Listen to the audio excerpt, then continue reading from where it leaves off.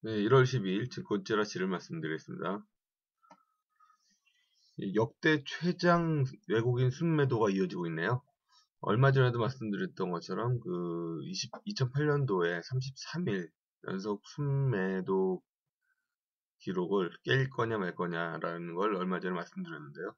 어제 날짜로 34일 연속 매도 우위로 그 기록을 깼네요.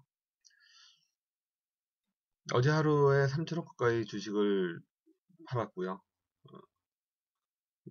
쭉 이 기간 동안에 34일 동안에 6조가 넘는 자금이 유출된 것으로 보여집니다. 지난해 말 미국의 금리 인상을 앞두고 현금화 시작하더니 중국 불안, 금융 불안 등과 유가 급락으로 계속 빠져나가고 있는 것으로 보여져요. 근데 현재 6조 원이 빠져나가는데 앞으로도 더 빠져나갈 것으로 느껴지기 때문에 외국인에 의한 우리나라 시장 변동은 악재로 나타날 수 있을 것 같습니다. KG인시스, KG모빌리언스, 이데일리 그룹이죠. 이데일리 그룹 또는 KG그룹이라고 하는데요. 이 우리나라 결제의 대표적인 회사 KG인시스와 KG모빌리언스 두 회사가 K뱅크 준비법인에 각각 200만 주를 100억씩 취득한다고 공시했습니다. 전체 2,500억짜리 법인을 만드는 상황에서 100억이기 때문에 4%의 지분을 취득하게 되는 거고요.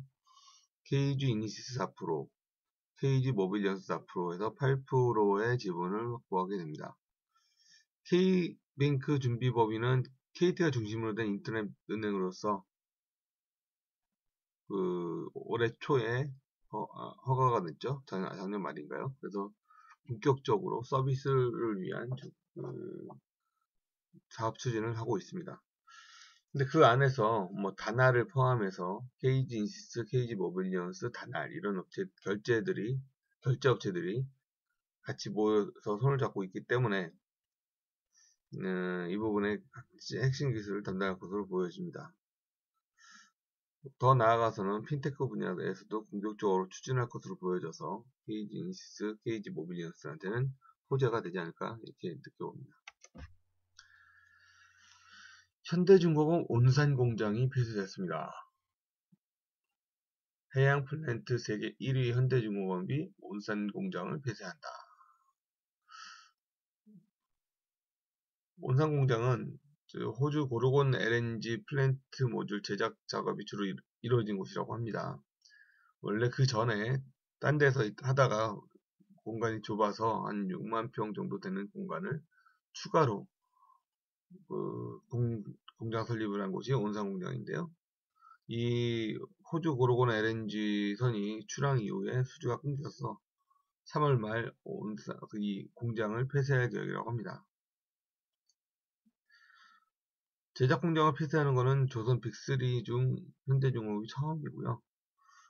한때는 1000명이 넘는 직원들이 근무하던 공장이었는데 현재 300여 명이 근무하고 있다고 합니다. 그런데 정규직 60명은 다른 공장과 다른 부서로 전원 배치된다고 하는데요. 정규직을 제외한 240여 명의 협력업체 등은 대부분 계약이 해지될 것으로 보여져 진통이 예상됩니다. 현대중공업은 악재가 되겠죠. 중국산의 반경. 대부분 중국산 그러면 되게 저가로 많이 있었죠. 마대전자라는 얘기까지 해가지고 많이 했는데 세계 3위인 스마트폰 업체인 화웨이,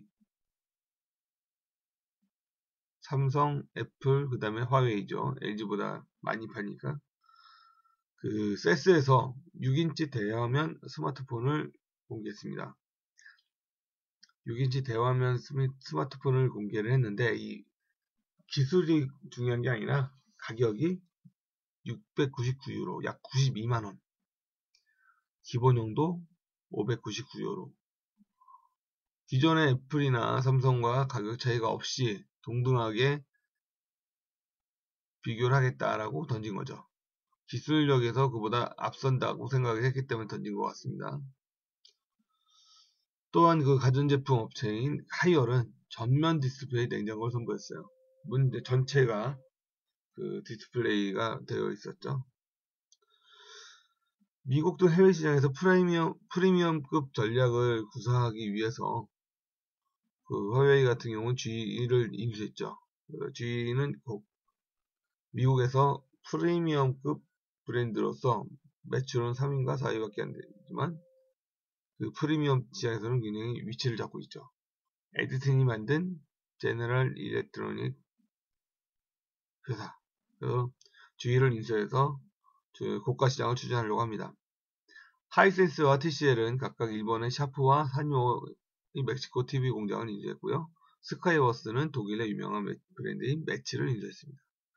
이렇듯 그 중국산이 이제 저가가 아니라 고가 프리미엄 시장에 공격적으로 투자를 이어가는 것으로 보여집니다.